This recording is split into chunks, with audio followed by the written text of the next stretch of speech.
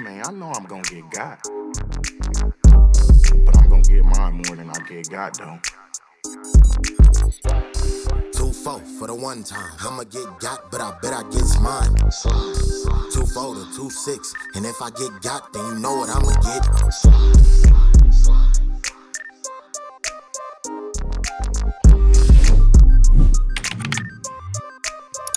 You could have rushed for 2K, bro.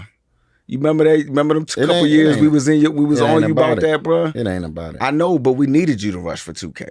That's what I kept on trying to tell your ass. You see, you kept on wanting to be old buddy from that Coach Sherman used to talk about, that used to smoke cigs and run 40s. Yeah. You always wanted to be him. Yeah, you always. I'm used to be like, I'm a spark of black. I love Turbo. I love Lee. I love all of our backs, dog. But get 250 today if we can get it, man. And I needed it. Tell me about this. I was fullback. But this how it looked for me though. Mm-hmm. I go out there and I come back and I got 250 on and this is my thought process. This how I come. All right, we go out there. Let's go run for 250, right? Now we automatically know on Wednesday, I may or allegedly. You're not practicing. I may or may not be working. If you rush for 250 or 50, you ain't practicing on Wednesday. Allegedly. So I'm just saying, when I come to work on Wednesday and I'm looking at the guys in my room, and I mean, it probably ain't gonna be nothing said, but you feel that. You feel that. And I'm more like, hey, if I go out run for $1, I got a touchdown, maybe $1.20. We winning. What the am I? Hey man, I feel you, bro. Come to work. You know what I mean? Put in time. It's doing my. Basically, they doing my job all during the week before I step out on the field. Like, all right, go get 4-5 carries a game. Like, it's good. $2 would be nice. It would look good too, for sure. Yeah, but it wasn't who I was as a player. That wasn't that tick me and make me go. But if I come back, all right, I got $1.20. I got a tug. And then you say Justin went and got 40. Leon had another. But them splashy numbers money come back later. Like for next the situation year, right now. Coming up. You're right. You get what I'm saying. So that was always my thing to you, bro. You was different. Just like you got a responsibility. Whoa. Yeah. To so run that thing. My responsibility wasn't for my to eat too. They would eat. Hey, B. That ain't your responsibility. You seen, that's Coach Sherman's responsibility. That's Coach Sherman's responsibility. You seen my killer cam? Yeah. They get no nothing, no ribs, no chicken, no nothing.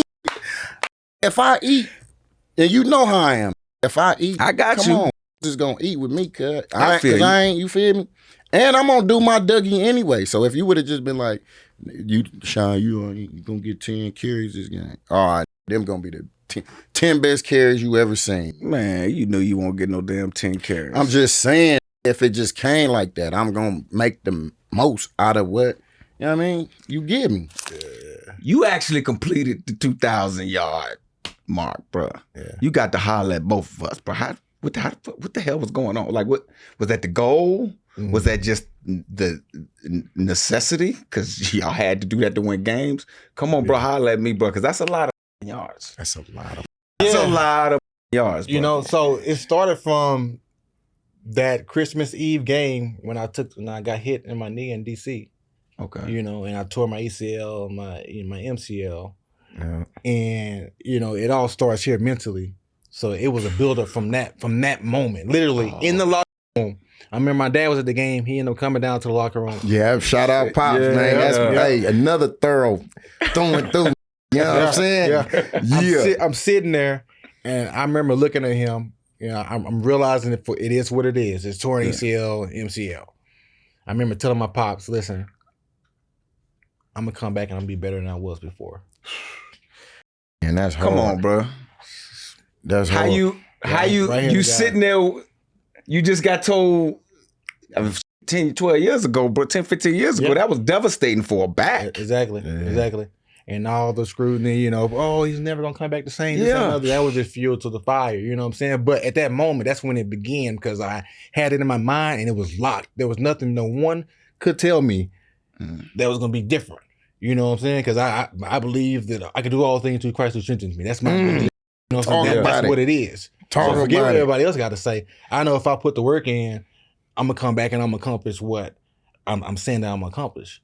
So just going through that process, man, and you know, even after my surgery, I remember Dr. Andrew was like, "Well, you know, it's gonna be a few weeks before you know you're able to lift your leg up and get those muscles back firing." Right? He's telling me this after I woke up after the surgery. Yeah. I said, "Like this." Yeah, oh yeah. You Man, go ahead, bro. Nah, Mike. We see, don't I do Yeah, too but that's much. different, I bro. don't think you understand, Mike. And he just said it. And you know, Yeah. because it's talking is we in sports, you know, that get thrown around like that. Mentality. Yeah. You heard him say that. Mentality. Like that's when you know, like, when it's not just words being said, like that really means something to it. And you know, at that time, right? Because when it happened, I'm like, you know what I mean? You know, most motherfuckers looking, oh, okay, yeah, now I can go and get there. Nah, bro. But instantly, I'm, oh, hell no, you know, and then I got sick, and that was my pipeline to, you know, AP, like, yeah, man, tell dog, you feel me? You know what I mean? Like, I mean, get well, all this shit. And just realistically, if I could put my mind, you know what I mean, back to that moment, it's like, with him saying that and hearing it come out of his mouth and actually seeing, like you said, when we worked out in API in Arizona and seeing the kind of work that he put in, it only makes sense. It only makes sense. Now it only gave this the mindset to like, all right, because now I'm hearing people counting me out, you know what I mean? And I'm hearing them, you know, doubt me, saying I ain't going to be able to. Because I seen it when he didn't have that type of chip on his shoulder and how hard he worked. So knowing that he got that and he got, you know what I mean, something to prove to another, like. But, bro, y'all play a position where, bro, when you get the ball 8 yards deep, 11 sets of eyeballs, you can make an argument that you should have another CBA.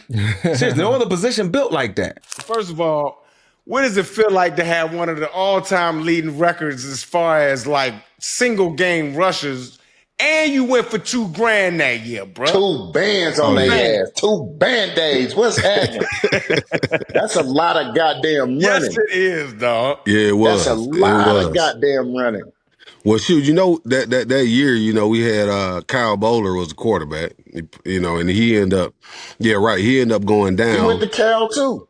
Yeah, he was Cal. Yeah, he had a big arm. He had a big arm, so Billick loved him. But at the same time, he went down after the first game, and I just remember Coach coming to me and he was like, "Look," he said, you're gonna have to run the ball 25, 30 times a game.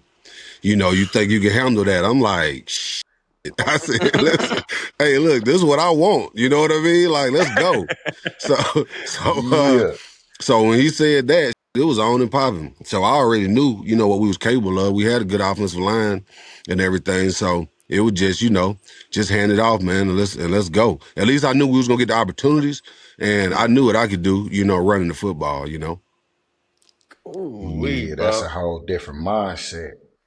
Yeah, it was cool. It was cool though. You know what I mean? It was just like after that second game, which was against Cleveland, going for 295, right? And then, you know, that was 295, and then it was like it was just one after the next, one after the next, one after the next, you know, and it was, you know, the 150, you get the 200s, you know, and it's like man, you just can't be stopped, you know. We was just in the zone. Man, you talk about 295, 150, 170, and all I'm thinking about is my lungs. Where the oxygen at, bro? Hey, listen, and I was on the Black and Miles hard then too. Hey, man, you fired it. You know what I mean? Hey, I was on the Blacks hard too. I got one in the car waiting. You know what I mean? You know, you probably freaked yours too. Give me mine straight out the paper and like that. I was the one doing freaking it in, you know, wherever I was at. Hey, To hear you ran for all them damn yards, man. Like, again, I played with Beast, man, and he would always say, look, man, I got my hundo. Let my youngins eat. You know what I'm saying? Bruh, what was it like to just continue to just know you gonna get the yards and know you gonna get the opportunities? Because again, and I don't know, maybe it was just a sign of the times, because in today's league, we just don't get those opportunities. Well, at the same time, like, I was one of those guys where same way, I get to a hundo, I'm good. Or, we popped them off enough, early enough in the game to the point where the fourth quarter, look, it's all yours. And, I had a great group of young guys that was behind me that was always eager to learn and always eager to compete, So it was one of them things where it's like, I'm going to go in there and beat them up anyway. So I'm doing you a favor. So you know what I'm saying? Like, I'm going to go in there and beat them up, but I would do that. I would go in and if I know that a defense, they're just not going to let me pop that thing, you know what I mean?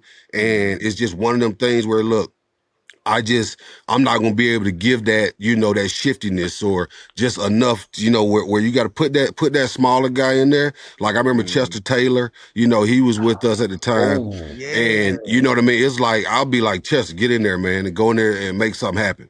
You know what I'm saying? Because I knew he'll go in there and you know what I'm saying? And then, and then he tiring out the defense as well. So we just work together. You know what I mean? Like, you know what it is. You know what I'm saying? You going to get yours. But at the same time, man, as a unit, as a running back unit, we always want to compete and let everybody get theirs, When you put it together, and it's like, when you look at it, it's like, I talk about the vision.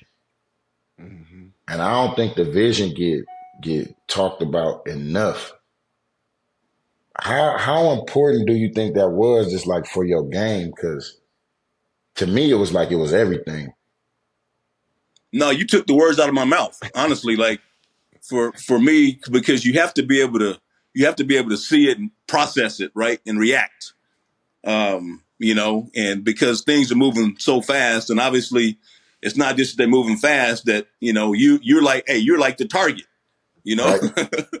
That's a fact. You're the main target. So yeah, given all those factors, the vision, that was it. I mean, to be able to have good peripheral vision, and be able to react, to great defensive players, well coached, athletic. I mean, so yeah, for me, that's where it all really started. Because you can have the same play, right, and two different backs, and they're going to see two different things. So and for me, fortunately, most of the time, I saw it. I saw it, reacted, and was able to respond. So vision, that was a big deal. And if you see, like, I never realized this, but like if you sometimes see replays and pictures of my eyes, they're just like bulged out. Like I'm looking, and so yeah, that was a big part of it. So I teach when I go and talk to these younger kids, and I mean, and they always, and I'm like, okay, what did you see? And I try and ask them as far as like, okay, why did you go there? And for the good ones, they'll tell me, oh, I was looking right here and I seen this. And then for the ones I think that are exceptional and really gifted, they could tell me I seen this, but I felt this. There you go. So how much of it was feel versus actually, yeah, okay, I see that. I think that's a part of it. I think it's, every back is different as far as that, but I think you can get a feel for, like, if you're a good cutback runner, then yeah, you can understand and feel the flow of a defense, right? And they're flowing one way, and you catch them off guard, right, with that cutback. So or whatever it is, or bouncing outside or whatever. So I think that's definitely a part of it, and also some of it is patience too, learning how to be, learning how to be patient, Absolutely. while you are somewhat in a hurry, but you have to have patience as well to let it develop in front of you. So I think there's a lot of those things that just combination of things, honestly, that can make a good running back. Man, I know I'm gonna get got, but I'm gonna get mine more than I get got though. 2-4 for the one time. I'ma get got, but I bet I get mine. 2-4 to 2-6, and if I get got, then you know what I'ma get.